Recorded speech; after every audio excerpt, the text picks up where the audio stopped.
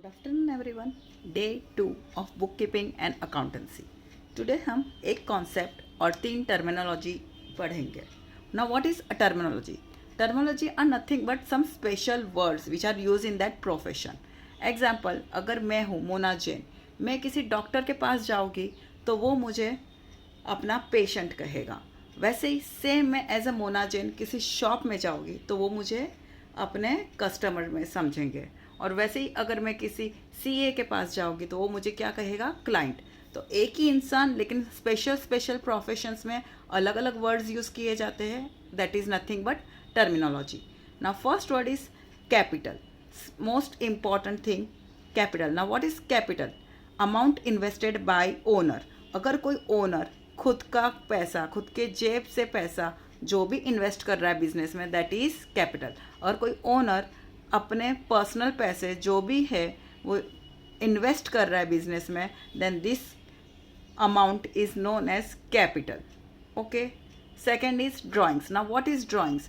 कभी कभी ओनर को कुछ ज़रूरत होगी या एमरजेंसी होगी तो कभी कभी वो बिजनेस से कुछ ना कुछ विड्रॉ कर सकता है, कैश और गुड्स या कोई असेट जो भी वो विड्रॉ कर रहा है, मतलब निकाल रहा है और उसको अपने पर्सनल यूज़ के लिए यूज़ कर रहा है, then it will be known as drawings.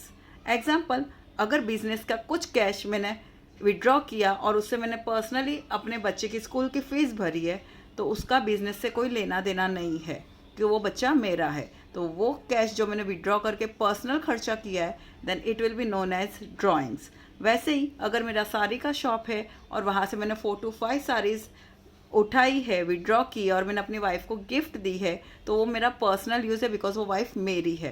तो even that will be known as drawings. The third word is liability. Now what is liability? Amount payable by the business to others. हमें business को कुछ पैसे है जो किसी बाहर वाले को चुकाने हैं, that is known as liabilities. अब वो लाइबिलिटीज क्यों लिया होगा? बिजनेस को क्यों चुकाने हैं? बिजनेस ने वो उनसे लिया है बिकॉज उससे उनके बिजनेस को फ़ायदा होगा। ठीक है, वो और अच्छी तरह से समझेंगे with the concept business entity. Okay. Now what is business entity? Business means this business, entity means separate identity. मतलब ओनर अलग है, बिजनेस अलग है, दोनों को मर्ज नहीं करना है। इसकी अलग से आइडेंटिटी होगी, इसका अलग से सील होगा, इसका अलग से टैक्स पे किया जाएगा, ओनर का अपना अलग से टैक्स पे होगा, इसकी अपनी अलग पहचान है। ठीक है। तो now suppose this is the business. जब ये स्टार्ट किया तो एज एन ओनर मैंने अपने 10 lakhs अपने जेब से 10 lakhs रुपीज़ इन्वेस्ट किए हैं, तो that amount will be known as capital. But the 10 lakhs is not sufficient to run a business. So मैंने क्या किया, किसी बैंक से 20 lakhs का लोन लिया है। मैंने 20 lakhs का लोन लिया और वो भी इन्वेस्ट किया है बिजनेस में। तो this 10 lakhs plus 30 lakhs, total 30 lakhs is known as liability for the business, क्योंकि ये बिजनेस को 30 lakhs आगे जाके उनको रिटर्न देने हैं, रीपेमेंट करना है। ठीक है। But this 10 lakhs will be known as capital liability and this 20 lakhs will be known as other liabilities. This is capital liability, this are other liabilities. But business के लिए यहाँ से पैसा है या यहाँ से पैसा है, बिजनेस को आगे जाके दोनों पैसे रीपेमेंट करने हैं जब उनके पास पैसा आएगा, या फिर वाइंडिंग अप के टाइम पर बिजनेस को ये पैसे लौटाने हैं, क्योंकि बिजनेस अलग है, ओनर अलग है। ओके।